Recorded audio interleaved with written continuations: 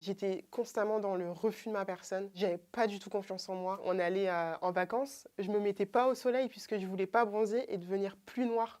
J'ai été adoptée à l'âge de 3 mois par des parents qui sont blancs, puisque justement ma mère biologique était étudiante et issue d'une famille raciste. Et le père était d'origine congolaise. J'ai été élevée dans le nord de la France, dans une petite ville qui s'appelle Gravelines. C'est juste à côté de Dunkerque. Ville très blanche. J'ai su que j'ai été adoptée à l'âge d'environ 3-4 ans, quand je suis allée à l'école, puisque forcément, je suis différente de mes parents qui sont blancs. J'ai pas la même couleur de peau, donc forcément les enfants me disent «Ah, t'es marron, ta maman est blonde aux yeux bleus». Je me posais pas mal de questions comme «Ah, mais du coup, est-ce que j'ai deux papas? Est-ce que j'ai deux mamans?» ou «Ah, mais pourquoi j'ai pas les cheveux lisses comme vous?» Parce que j'avais les cheveux très très crépus. Ils ont décidé de prendre un rendez-vous donc chez le psychologue pour avoir l'avis justement d'un expert. Et le psychologue leur a dit qu'il fallait me dire que j'ai été adoptée. Donc le processus a été assez compliqué puisque je suis passée par toutes les phases et surtout par le déni et le refus du fait que forcément j'étais pas comme eux. J'étais méchante avec mes parents. Donc par exemple ma mère, je lui disais mais t'es pas ma mère, mon père pareil. J'avais que des copines blanches. Donc comment s'identifier à elles?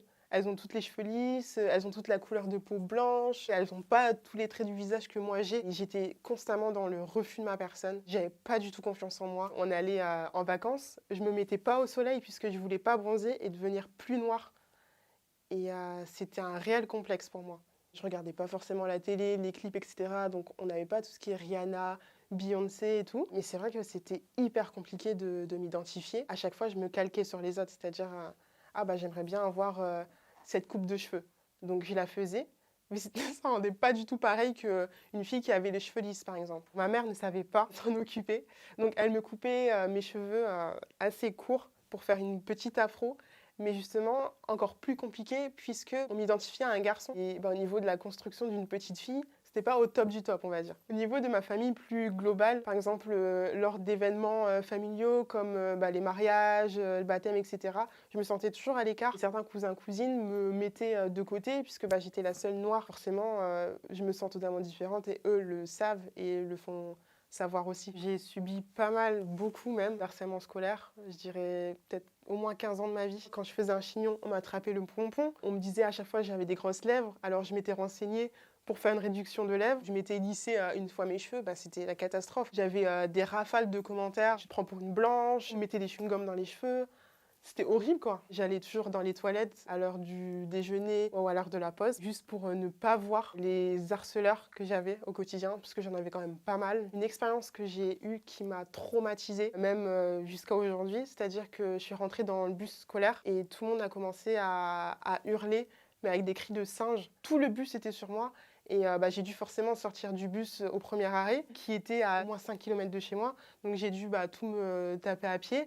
Cette époque, c'était une époque assez douloureuse pour moi et surtout pour mes parents, puisque ils me voyaient le soir recroquevillée dans ma chambre, je voulais parler à personne, je mangeais pas, j'allais plus à l'école, je faisais des crises d'angoisse qui affectaient mon estomac, je devais aller voir des spécialistes, j'avais maigri, je perdais mes cheveux, enfin c'était hyper compliqué quoi. Mes parents s'en sont voulus forcément puisque de voir leur petite fille qui était épanouie, sombrer de plus en plus, c'était hyper dur pour eux. Ils ont pris rendez-vous avec le professeur principal du collège. On a donné les noms des harceleurs, ce qu'ils faisaient, etc. La seule solution, c'était changer de collège, on ne peut rien faire pour vous. Pour moi, c'était la normalité de me faire harceler puisque j'étais différente. Peut-être que c'est normal et peut-être que tous les Noirs sont comme ça, sont harcelés, etc. Mais alors pas du tout. Pour mon BTS, du coup, donc j'ai quitté cette ville pour aller justement dans la grande ville qui est Dunkerque. Et c'est vrai qu'il y a beaucoup plus de diversité là-bas. Donc c'était beaucoup plus facile de s'identifier. Dans ma classe, j'avais tout type d'origine. Donc je me sentais hyper à l'aise pendant mes années BTS. Déjà, j'ai tout découvert, mais tout ce qui est petits copains, tout ce qui est sorties. Et c'est vrai que mes amis me faisaient aussi ressentir que je pouvais être aimée aussi. Ça m'a permis justement de me construire.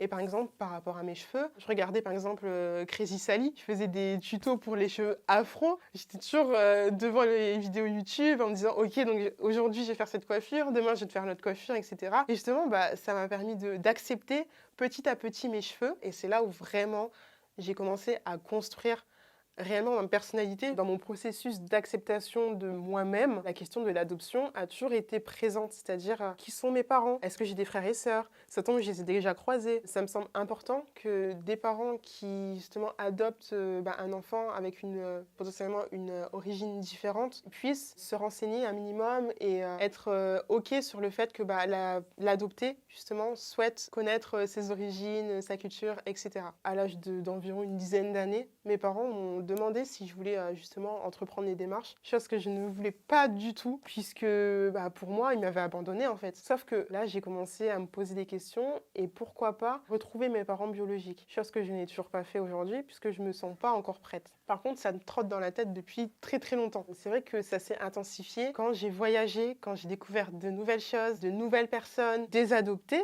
puisque forcément dans ma ville, on n'avait pas forcément d'adoptés en fait. C'est vrai que rencontrer des adoptés, alors là, je me suis libérée quoi. J'ai posé toutes les questions que j'avais depuis l'enfance et ça m'a énormément réconfortée dans la construction de ma personne au final. La découverte de ma culture au final, ça s'est fait assez progressivement. Déjà d'avoir les réseaux sociaux, ça m'a énormément aidée puisque j'ai pu faire la rencontre par exemple de Congolais, de Zaïrois qui m'ont justement expliquer la culture.